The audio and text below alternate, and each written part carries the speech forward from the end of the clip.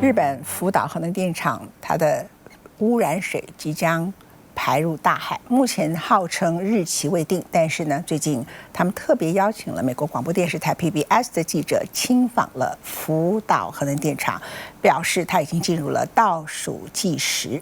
从2011年的311工程海啸、福岛核能危机开始，全世界总共以欧盟为主有55个国家，当时对日本的所有的食品核食限制。可是目前为止撤销到只剩7个国家，主要是中国跟韩国等。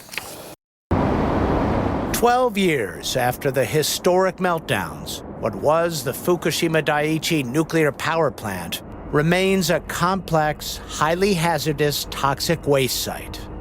Upwards of 5,000 workers are here every day, innovating and orchestrating the most complicated, expensive nuclear cleanup in history.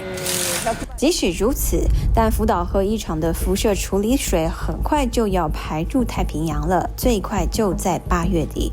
人们对辐射处理水的不信任，日本政府心知肚明，因此特别邀请美国 PBS 记者亲自走一趟福岛核一厂。So this is very similar, in my opinion, to sort of like putting a man on the moon. Are there moonshot resources being applied to this? This is a multi-billion-dollar-a-year effort being spent at Fukushima right now. It's going to take some time to complete this work. 这位东电新聘的顾问，曾在1979年三里岛核泄漏事件后，领导了核灾清理工作，现在受聘于东电，协助福岛核一厂废炉工作。We began our tour as close to the meltdowns as humans can dare. So the rusty steel frames of the structure. That's the original structure Yeah. where it was blown off by the hydrogen explosion. They have to build steel structure all the way around. There'll be hundreds of tons of steel because it has to hold up 100-ton cranes to be able to dig down inside the building eventually. We were inside Fukushima Daiichi Unit Number 5. Unscathed by the disaster, the reactor is a near replica of the 3 that melted down. So where are we? We are underneath the Unit 5 reactor vessel. These are the control rod drive mechanisms above us. That's where the reactor is. In its sister units, this location is where the meltdowns got real. The reactor vessel was 8 inches thick steel. Okay, melting through the steel under high pressure, ejected down here, almost like an explosive volcano. Very high temperature gases, around 3,000 degrees Fahrenheit. 当年为了救灾，大量水被注入反应炉中，水流过核燃料，再流到地下，形成了今日难以收拾的局面。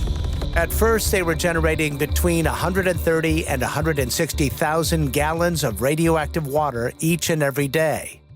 In 2016, they completed a so-called ice wall, a $300 million subterranean perimeter of pipes cold enough to freeze the soil and keep much, but not all, of the groundwater at bay.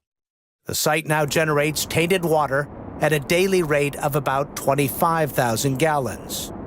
Akira Ono leads the decontamination and decommissioning effort. If you ask me if we can make it zero, I think it's not easy. Although the amount is less, water will continue to be contaminated. All that water, now 340 million gallons of it, and growing, sits cheek to jowl in a tank farm. Lake Barrett and I walked through it. There's about almost 1,100 tanks here today. So if you left these tanks as they were, how long would it take before they would be not radioactive at all? Now, it depends on how low is low. To be drinkable, it's going to be many, many decades, 100 years or so. But that's not really plausible at this stage. You can't keep building tanks here? There's no room. TEPCO says it needs to make room to build structures designed to safely contain debris that will be radioactive for centuries. Before the water is tanked, it flows through a series of sophisticated treatment facilities designed to remove about 100 radioactive isotopes. To visit the largest treatment facility, we had to add even more protective clothing. If one of these pressurized pipes sprung a leak, our radioactive contamination risk would be very high. This is called the Advanced Liquid Processing Plant. These facilities can collectively process about 300,000 gallons of water each day. It's a chemical process, not a nuclear process. So it's like an ion exchange resin in a home water softener. I like that analogy, a giant home water softener. In chemistry terms, that's what it is for specific ions. Normally at home, it's iron you want to take out. This is taking out other isotopes as well. He says it removes 99.9999% of the radionuclides, trace levels, with one exception, an isotope called tritium. So chemically, it's water. So it doesn't remove it at all. So it doesn't change the tritium at all in the system. Tritium is a mildly radioactive form of hydrogen that occurs naturally. It is luminescent, used to light watch dials, aircraft gauges, and exit signs. It reacts with oxygen just like regular hydrogen, creating water that is radioactive, so-called tritiated water. Removing tritium itself is very expensive and very hard to do on this scale. It's never been done before. Every nuclear power plant in the world routinely discharges tritium. And now TEPCO and the Japanese government are planning to do the same here.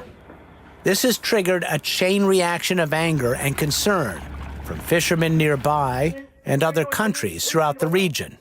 The ultimate goal here is to develop robotic technology to safely remove, contain, and store the wreckage of the 3 nuclear reactors. Piles of degraded concrete, melted steel, and uranium with all of its radioactive isotopes. 这将是一个非常漫长的过程。